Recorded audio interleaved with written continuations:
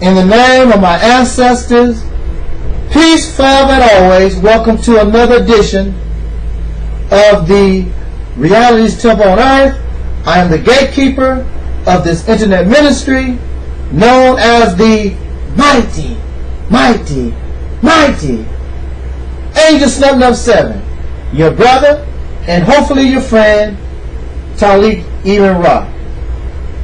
I hope that you enjoyed the feature that follows this introduction, and I appreciate your views, I appreciate your support, and like always, think for yourself. With that said, the feature presentation begins right now. Take it easy. I'll see you later and respect you.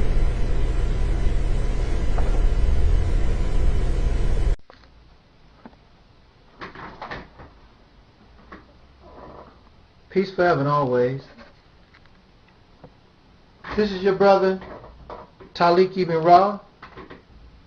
In the name of my ancestors, I am the Angel Snub 7. This is the Reality's Temple on Earth. How can I try to explain something to us?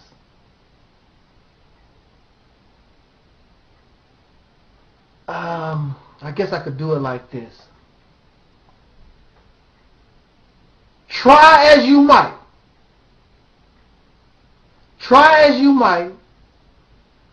we are not going to be able to save our people, all of them. Many of them are enemies to black power and black liberation. They are our enemies. There are black people who prey on other black people. Every day on the news you hear about these black people. In fact, they are not black people. They are dark Europeans that call themselves black. A dark European is a dark person, perhaps a descendant of a slave in America, that think like the racist Caucasian slave master. The only thing on his mind is black destruction. That's what's wrong with the Uncle Tom mentality. They don't care nothing about black independence, black power. They have a racist Caucasian mentality. They want us to do good, but they want us to do good so that we'll be a better slave, not take our talents to use for ourselves. Then you have those in the street that prey on our elderly people, that prey on us. They don't care nothing about black power or liberation. Some of our people have turned into animals. This is a reality.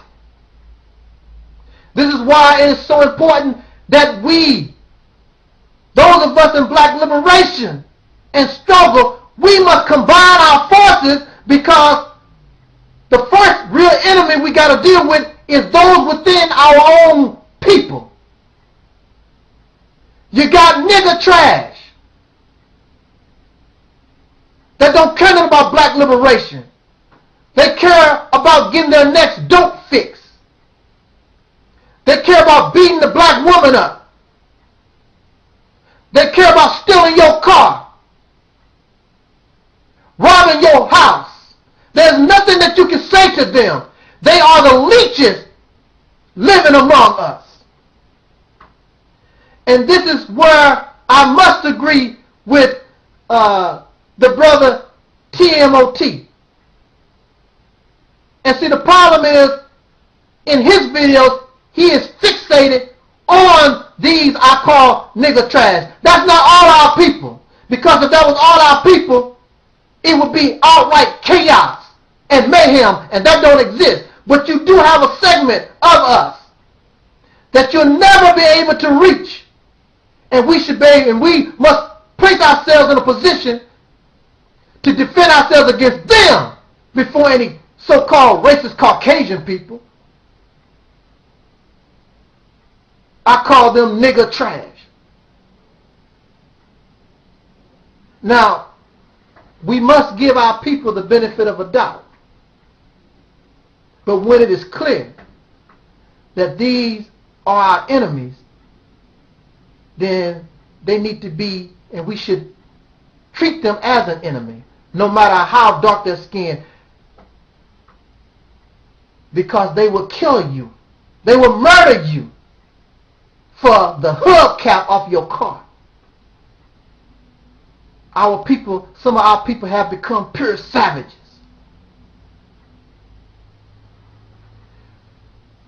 Not only should we want to separate from a racist society, but we should want to separate from those of our people who have become savage. They have become conditioned and enjoy this way of life. They don't want to hear it. All that they care about is smoking and drinking. They don't care about black liberation or power or their ancestors. They don't want to hear none of that anyway. But they'll pull a gun on you and blow your brains out and won't think about you tomorrow, because that's how far gone they are. That's who, and that is the mentality that is killing our people today. You don't have white people in trucks running around lynching black people. These nigger trash are doing the job for them. And so the Ku Klux Klan is in the unemployment line. They don't have nothing to do because these Negroes are doing the job they wish they could do. And it is very, very sad. We must give our people the benefit of a doubt, but at the same time, we must be smart enough to protect ourselves from these and separate ourselves from them, because they do all this stupid Negro stupid stuff. And then those of us who are law-abiding citizens, raising our families, learning about ourselves, trying to do what's right. But these Negroes are always on the news. And then we as a people are described like them. We're not described like the Barack Obama family, Michelle and the daughters and the little wonderful unity they have as a family. That's not how blacks are described. We are described as these savages. And we should want to separate ourselves from them. Say, that's them Negroes. That's not what's happening here. So not only do I want to separate myself from so-called this racist Caucasian society, I want to separate myself from our people who have gone beyond the point of no return. They don't care. And they want to help the enemy by their behavior bring us down. We need to separate from ourselves. They are just as bad as the Uncle Tom type mentality. Because the Uncle Tom wants you to do good so you can benefit the slave master's children. So both of these type of so-called black people, these dark Europeans, we want to avoid. That's why on my page, no dark Europeans allowed. I don't want you on my page.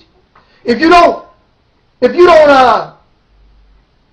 support black independence, at one time we had Black Wall Street. There were black towns. And it was destroyed by Caucasians because they want us in this position of independence, this slave-master relationship. And this Uncle Tom mentality wants us that way too. And these savage Negroes running around don't care one or the other. Because I'm just trying to survive. That's what they tell you. Man, it's hard out here. I'm just trying to survive. So you gonna kill me? I ain't got nothing, so you gonna break into my house? Rape my baby? Cause if you trying to survive? We need to get real. That's something we're gonna have to deal with too. Black power. Or y'all just shucking and jiving, just running your mouth.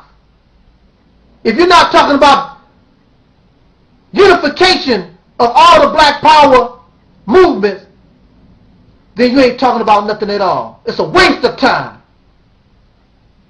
So we might as well enjoy and stop complaining about Darion Albert and being shot down in the street and all these things. Stop complaining about it.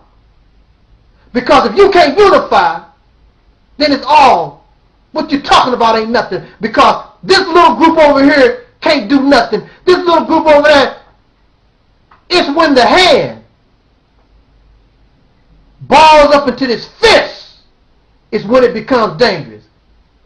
Yeah, you can slap, but even the fingers are still together in a slap. They all have to be unified. And if you're not unified and not willing to unify, then you're just a bunch of talk. You got more power than you realize. Why do you think so many people coming against me? Because they see that I'm like the glue that can cause us to unify. I'm the voice that make people listen to want to become part of unification. So they angry and afraid. Don't give them what they want. This is your brother Taalik Ibn'rad. This was and is the Reality's Temple on Earth. Peace. Respect you. This is Brother Taalik coming back at you again. And, you know, now, I might catch a little heat for this particular subject. And I don't mind catching some heat. I like the heat. Because you know what Malcolm said back in the day? Heat. Let me get this together now. It takes tremendous heat against coal to form a diamond. Tremendous heat for a long time. Matter of fact, it takes millions of years to form a diamond. But after a lot of pressure, after a lot of heat, you get a diamond. And what is a diamond? One of the strongest materials on this planet. And when you polish it, it's one of the most beautiful materials on this planet. So this is what I want y'all to do for me. Bring me the heat. Put the pressure on me. And do it for a long time. Keep me huffing. Keep me running.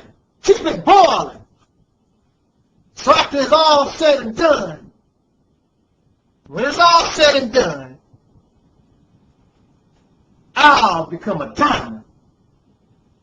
All thing I need to do is a little polish. And I'm pretty already, so when you polish me up, I'm going to get even a little more handsome. I'm not going to say pretty, because when you relate pretty to a man, some of y'all go homosexual. And homosexuality is not happening here today. Not with me personal. But if that's your thing, so be it. Now, again, I might be taking a little heat for this video, but I like the heat. Always have. Always have liked the heat. Now, I love black people. And as a former Muslim follower of the Honorable Elijah Muhammad, under the Honorable Minister Louis Farrakhan at one time, I worked out in the street, day and night, from city to city, town to town, meeting various black people, shaking their hands and having dialogue, trying to make friends, trying to unify our people. And the majority, now, this is even to include gang members. I've been into some of the hideouts, if you want to call them, of certain gang members and talked with them. I've been in the bars while blacks was getting drunk, watching the strippers, trying to tell them about the Honorable Elijah Muhammad. So I've met all kinds of black people all over this country, and the vast majority of us, regardless if we are getting drunk, regardless if we are woman chaser, regardless if we're righteous, or no matter what we are personally doing, the majority of us love ourselves. We want the best for black people, but we're so divided and confused, and it's so much chaos. We really don't know what to do. Our organizations in the past have been destroyed, and those that exist don't have the power that they used to have. And our children have, their minds have been taken away from us through the influence of filth like MTV, and I must even say and include BET, the influence of filthy music videos, not to just blame rap, but all of them have some kind of filthy message that go along with them. There are no messages of these children in relation to teaching them on, or guiding them to knowing who they are and what they can strive and really accomplish in this world. But again, in general, black people want the best for their race. But now, there are a segment of blacks, and I don't even want to call them blacks. I want to call them niggers. And I'm not going to even say nigger, because a lot of my niggers want the same thing. They want black unity. They are proud of their blackness. So I'm going to add another adjective. I said something about a verb last time, racist. Anyway, another adjective. Nigger trash. You have nigger trash that don't care nothing about nothing. They will rob you. They will murder you. They will do all they can to harm you. They don't give a damn about Harriet Tubman. They don't give a damn about Malcolm X. They don't give a damn about Martin Luther King. The only thing on their mind is oversexing themselves, trying to get money so they can front and try to be greater than the children of our ancestors, former slave master. They don't care nothing about black unity. They don't give a damn about education. They just don't give a damn. There are, in the name of my ancestors, peace forever and always, I am the mighty, mighty, mighty Angel Snub 7, the host of this internet ministry, your brother and hopefully your friend, Taalik Ibn'rad. I want to make this short. I do. I really try. Now, it's a shame. When the time limit was 10 minutes, 11 minutes or whatever, I would try to make things short. Always would take it to the max. And now that they gave us an extra 5 minutes, I still find myself taking it to the max. But I guess it works for me. I'm known for it. I really strive to try to make things short and brief. But bruh, have a hard time. So let me try to do it this time. But you know, also at the same time, a lot of you like to hear me speak. So I guess it's all good no matter if it ends up short or if it ends up at the max.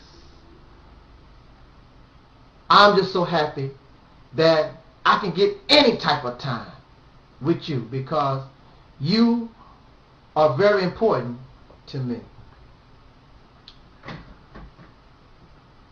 In fact, that is the subject of this video. I received a comment, and in this comment, the author was telling me, brother, I admire your videos, you inspire me much, and what you say and what you have to bring to YouTube is wonderful. But if I were you,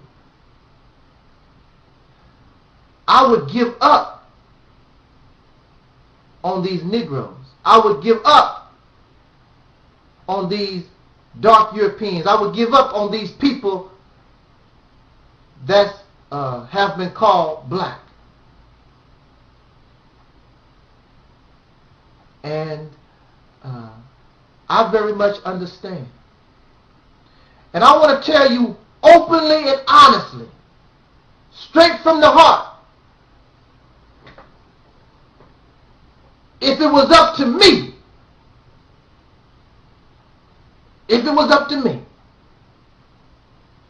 I'd take all my channels down right now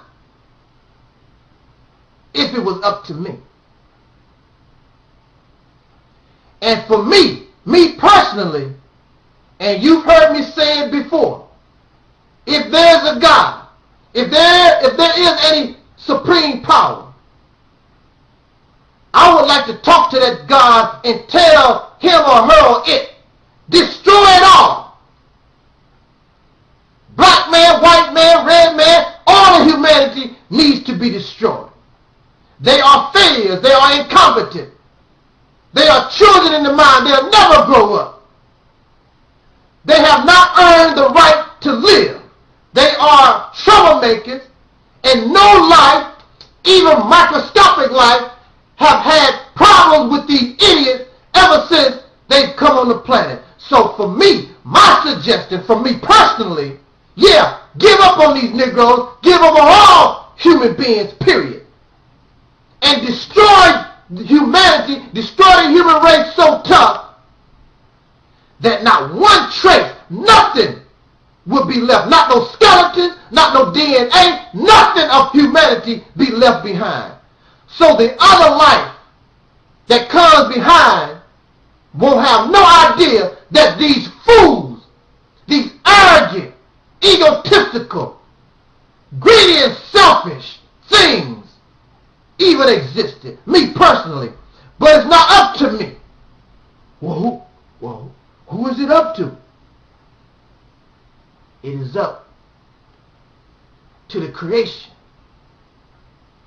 to that which brought me into existence. And that which brought me into existence gave me love for these people. And that's something I can't get rid of. So even though myself personally, there's a part of me that says, the hell with them. Let them destroy themselves. These Negroes will never be nothing. Look at them. They slaves. Ignorant. Here I am on YouTube trying to express black unity, and yet I got these fools chasing me around, trying to smear my reputation. But that's part of the job. It took 40 years to bring me into existence. And I'm made to deal with it. Because religious people said that God, the supreme being, is merciful and compassionate. So even though you have earned destruction and extinction inspiration, this great parent, that force that brought us into being, dictates that you be given a final opportunity to avoid this, because really at this time you are the best that life has produced, but you're not acting and behaving in the best of manners. You have not evolved. And that's why I get upset with Christian people. That's why I get upset with Muslims and other religious people, because you keep telling us that we're children of God. When you gonna grow up? That is the problem. You are physically adult people, but your mentality is still like that of a child. Look at yourself. Watch yourself. Look at you. You have no idea. You think because you got a job that make you grow. You think because you got a PhD that make you grow. You think because you raise your children properly that make you grow. It's a whole lot of other stuff. And yeah, that's nice that you've grown in that manner, but you have not grown mentally. You have not grown what you call spiritually, because your idea of spirituality is spooky. It's mysterious. And so you continue to depend on your father. Your father that have this house of many mansions, and you want to live with your father, but at the same time you turn around and talk about how you want to get your children out the house and they become independent and do their own thing. Now you tell me why, as a child of God, it's all right for you to stay at home with your mama, your daddy, your parent, but then you want to kick your physical children out of your house. It don't make any sense. Do you really know what you're talking about? What's wrong? And then I don't understand this concept. What is wrong with staying with mama? What is wrong with staying with father? When you look at animal situations, you don't see, in order to spread out the species, certain individuals go out, but basically the family stays intact. Mamas and daddies and children don't be going nowhere. Where you getting this concept from? Kicking your children out. Dividing your family. That's what we suffered during slavery. When now we're doing it voluntarily. This child goes over here. That child, I want to show I'm independent. And you wonder why your family's in such a wreck. You wonder why your family is in disarray. You think you're doing the right thing.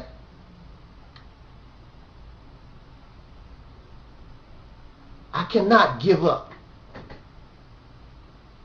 on my people because I'm not created that way. And I love us. And when you love somebody, really love somebody, you can take a lot. You can bear a lot. When you love somebody, they can be in a car accident and get all messed up, laying in the bed, slobbing all at the mouth, urinating, defecating on themselves. But because of your love, you can clean them up. Even though it's disgusting and you're not used to them being like that. But your love for them, you want to care for them because that's somebody that you love. These people claim that they love black folks, but they attack black people. They show great hatred. I have never done nothing to nobody on YouTube, but here comes the hatred. And the hatred comes from jealousy and envy.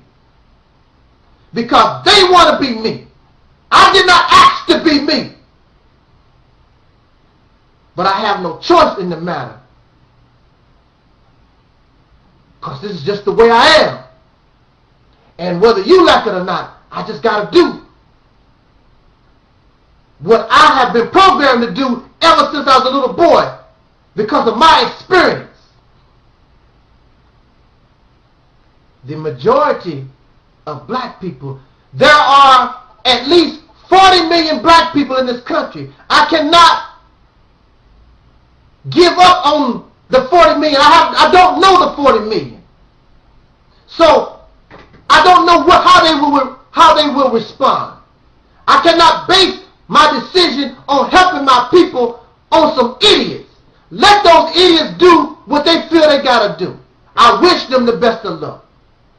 My mission, and any of us who love our people, our mission is to embrace the 40 million black people that's out there and the poor little babies that's being born as I speak. They must be given an opportunity to hear the message. That's all that is required of me, is to hear a message. Just like in Christianity, it's not your job to convert people. It's not your job to try to convince people to turn to God. Your job as a Christian, your job as a Muslim is simply to spread the word and tell them that Jesus is here and died on the cross for your salvation. If they reject that message, so what? That's on them.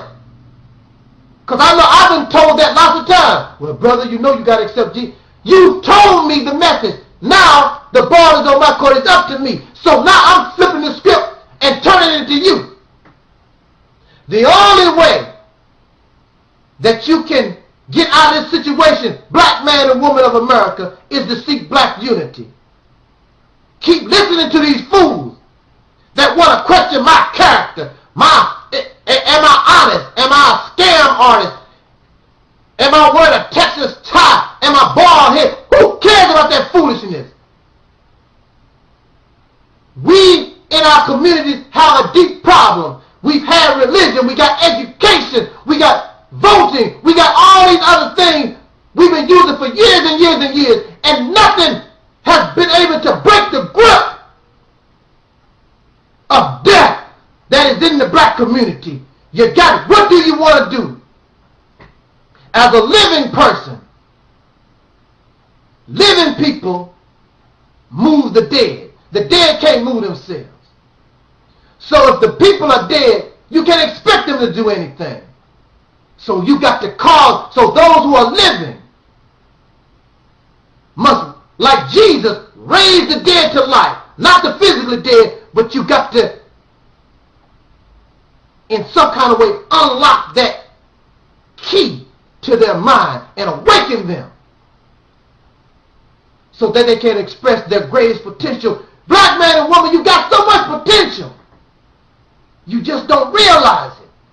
And the enemies would like for me to shut up, because as long as you are dead in your mind, it's business as usual for them. They benefit from your death. They collect on your death certificate and insurance policy. So you got ignorant Negroes and some of these racist whites. They don't want you alive. But I will continue to talk for you and defend you and hopefully raise them up out of this condition. Not only me, but all of us who are conscious and awakened. Thank you for listening. This is your brother Taalik Ibn'rad. Jot down your comments. I can't give up on you. You don't give up on yourself. This was the Reality Temple on Earth. Peace forever and always. This is your brother Taalik Ibn'rad. In the name of my ancestors,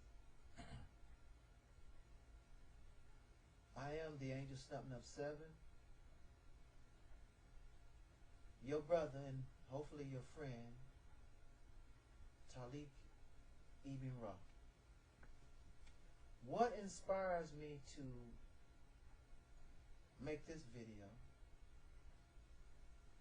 is that I was watching a video by my sister, my favorite little sister, Gata Aggressiva, I think that's how it's pronounced, 411. And her video is in my favorites, or you can go to her channel. And she was speaking about being raped. And she disabled the comments or she disabled the comments, or she put the comments on approval, because we have silly people in YouTube land, especially if they don't have a liking to you, that will make mockery of your hurt and pain. I think that it was a very brave thing for my little sister to place a camera before her and tell this tragic story that should not happen to us, but many women suffer being raped and sexually abused and assaulted. And she wanted to share her experience so that perhaps someone else in YouTube land, or well, it has to be YouTube land,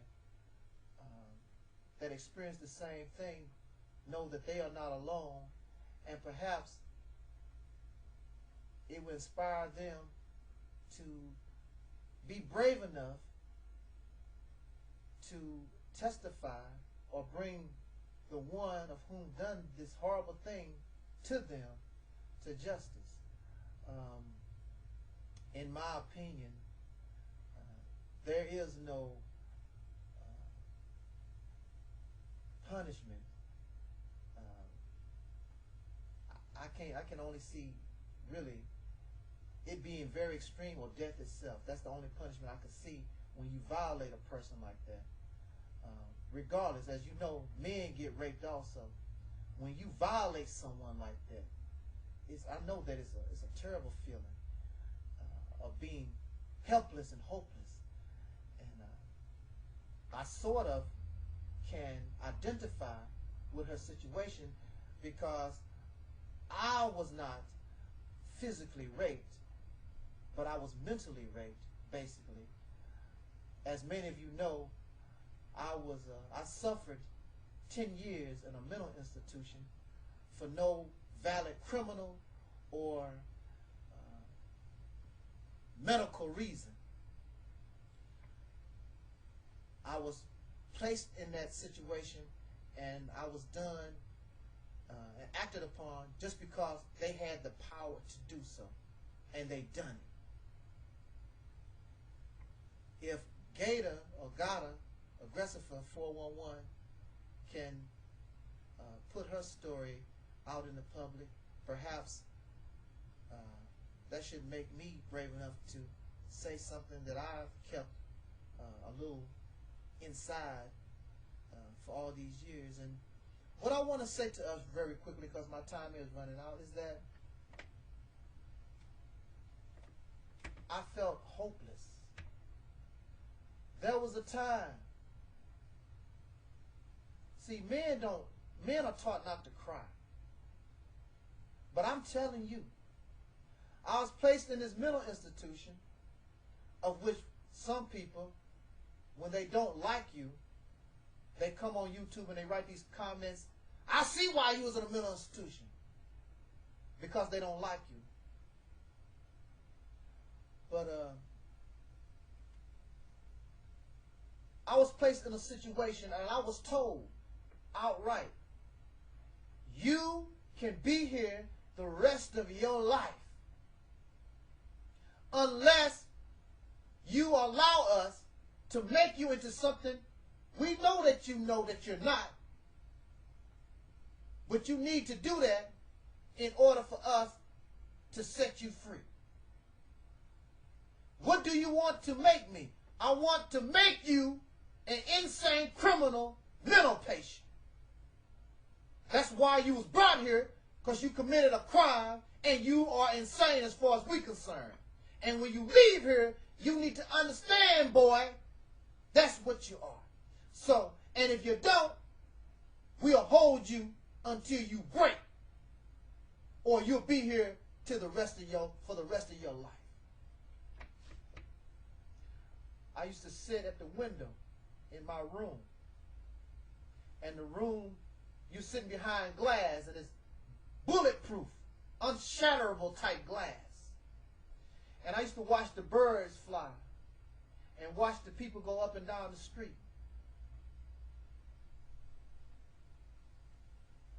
And I knew I did not want to accept being made into a criminal, being made into a mental patient. I was made to go to all these classes for those who were repeat criminal offenders. And I was made to go to these classes that talk about mental illness. I cannot relate to these people and their delusional and paranoid behaviors. I don't experience those things. I cannot relate to a man who steal and rob and murder because I'm not no criminal. But if I don't accept this, then I'm doomed to die behind cold glass and steel.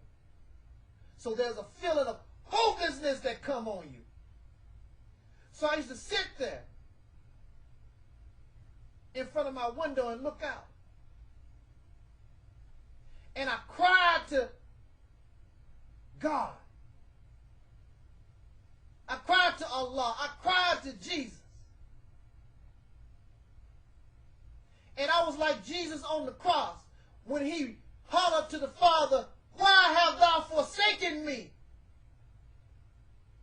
And I admit, I cried because there's no hope. All hope was gone. I felt hopeless. There was no light at the tunnel. So I just had to, since I knew I was never going to accept being a criminal, an insane mental patient, then I had to accept my reality, that I was going to be locked up away from society and my family and all the things and my hopes and the little dreams that I had no chance. It was over.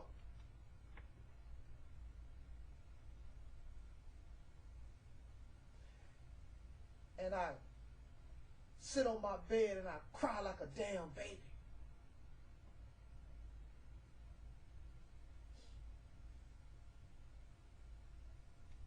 Because I felt hopeless. Almost had thoughts of suicide. Taking a bed sheet and putting it over the top of the door and hanging myself. Because if I'm going to be here the rest of my life, what kind of life am I going to have all locked up? That's not no life. There's no benefit to live like that. The only one who is getting benefit is the mental institution that makes $600 a day from my body laying in this bed in this room.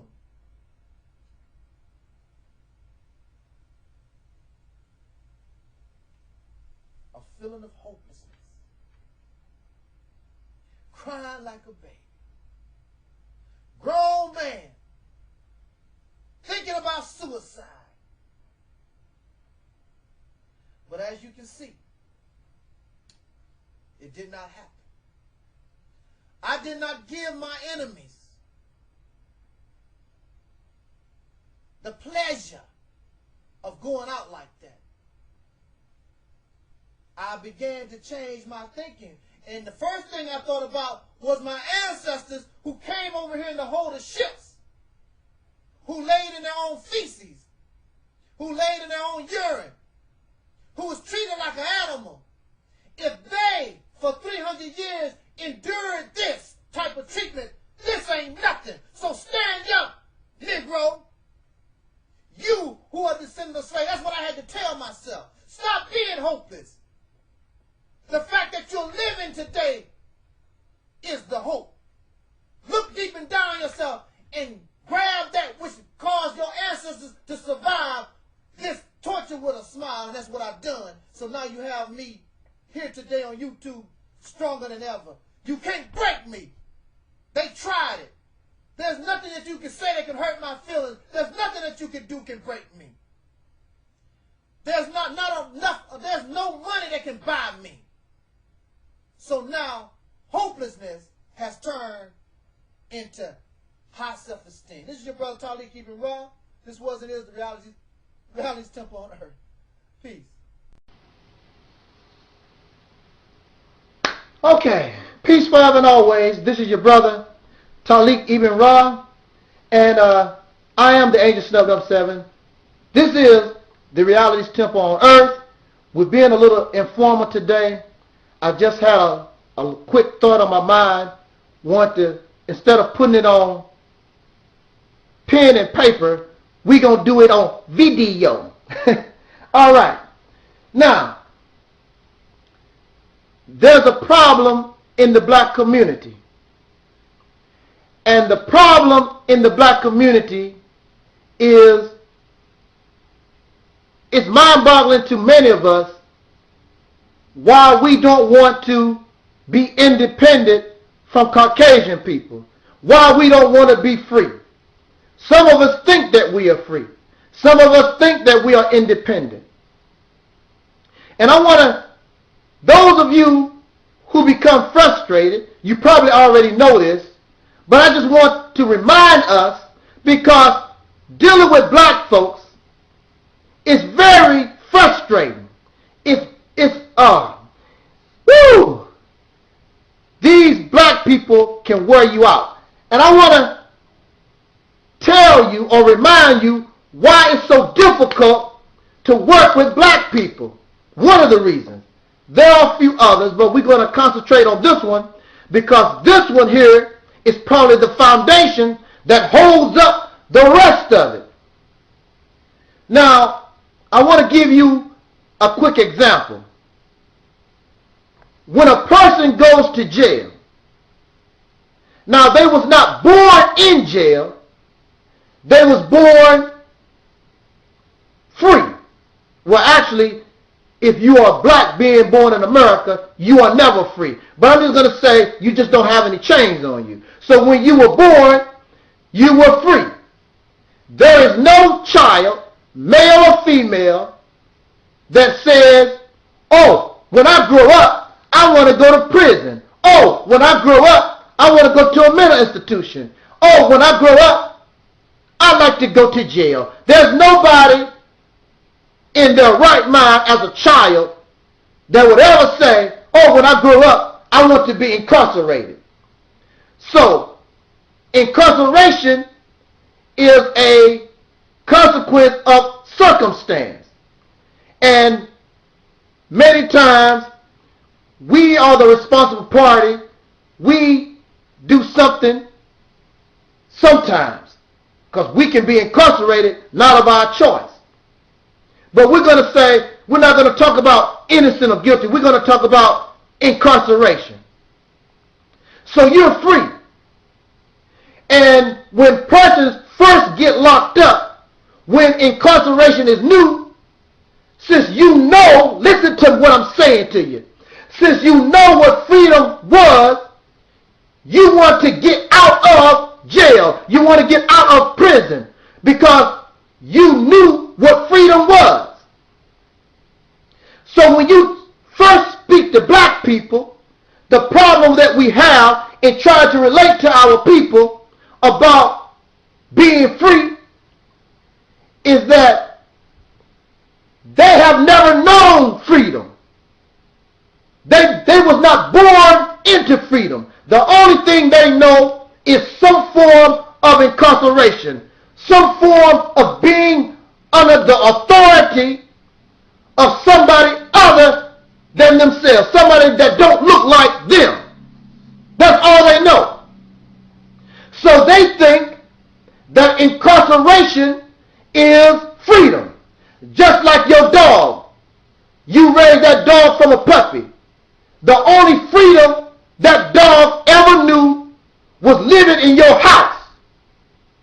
That dog does not know anything about going out into the free world and catching a rabbit or doing something on his own. It always has been under your authority. Then, once a person becomes incarcerated, there's something called a person being institutionalized, meaning they have accepted that incarceration and now they just learn how to live in that incarceration. So, many of y'all think that people are really trying to get out of these jails and prisons and mental institutions, and they really are not. because they become institutionalized. This is their way of life. So when we talk to black people, African Americans, so-called Negro, those born descendants of slaves in America, it is difficult to talk to them because this is the only life they know. They become institutionalized in America. They don't mind the guard at the prison cell. This is all that they know. We have become just like your pet dog. This is the only life we know. We don't know how to work outside of white people. But then these same white people, when they are unable, don't need you to hunt no more, don't need you to do tricks no more, don't need you for anything. They want to drive you somewhere and abandon you on the side of the road, but they don't know how to do it. They can't get that job done. So the dog is able to stay at home and keep begging and keep begging. And then you think, and you have the nerve to try to take over your master's house. You want to eat steak. You tired of dog biscuits. I'm not comparing us to no dog, but I'm trying to give you an example, an analogy of our mentality. We become institutionalized. And I will even go to say this.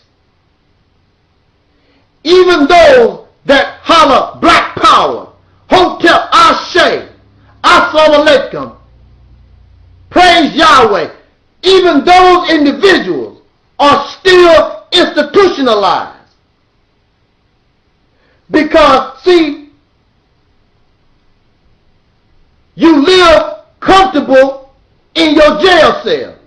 I know from experience. Because when I first got locked up, I really want to get free.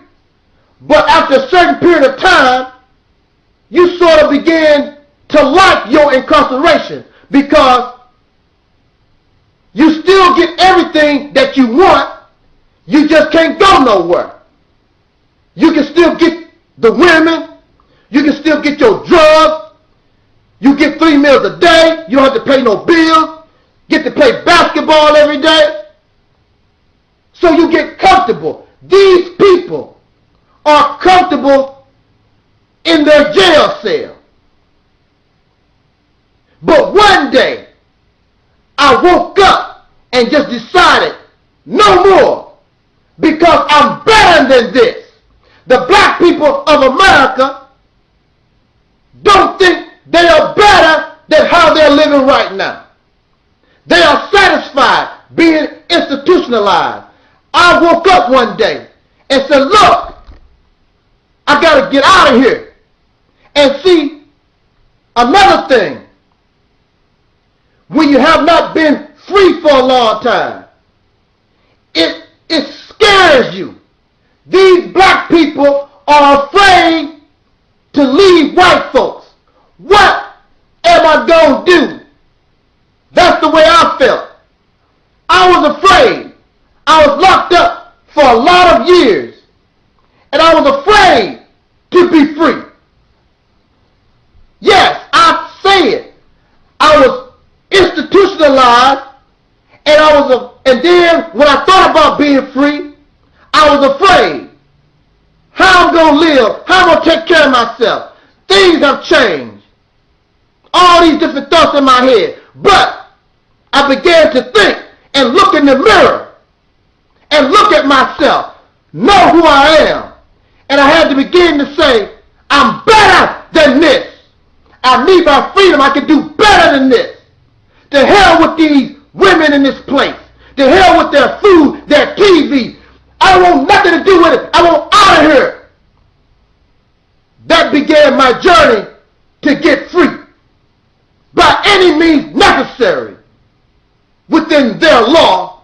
Because I didn't want to jump the fence and have police chasing me.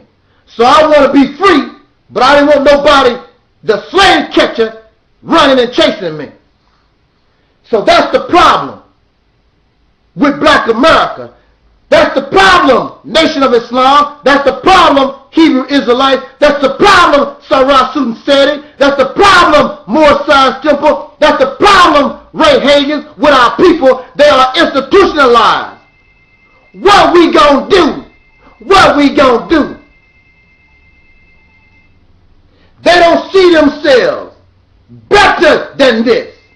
They don't think they can become just as good or greater than the white man. Now, they will say it with their mouth, but when you see their actions, you see scared little children. So when I decided I'm going to be free, I just take my chances. If I die, I'm homeless on the street. I got to drink ditch water. I got to sell cans. Whatever might be, I have to go through. So be it, but I got to get the hell out of here because I can do better. Because under incarceration, you can't get better. It's to keep you locked down. It's to keep you in a certain position and place. You're there to benefit those who work for this system. So as long as black people are in America, you are here to benefit the white people in power. That's why the black community suffer. Their community build up. Everybody's community build up. But ours steady go down because we are institutionalized. We are incarcerated. And those who are incarcerated, they only benefit those who captured them. Another form of slavery. Now, when you do a crime, you should be punished.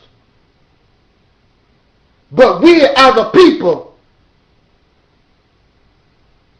we have committed no crime to deserve what has happened to us for over 400 years. There's not a crime that can be committed to justify us going through what we've been through for 400 years.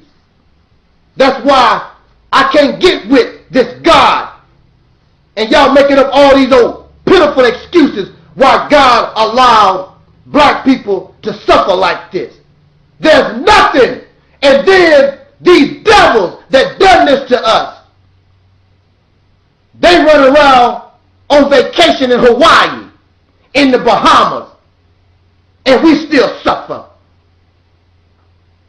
So you're dealing with people who are institutionalized.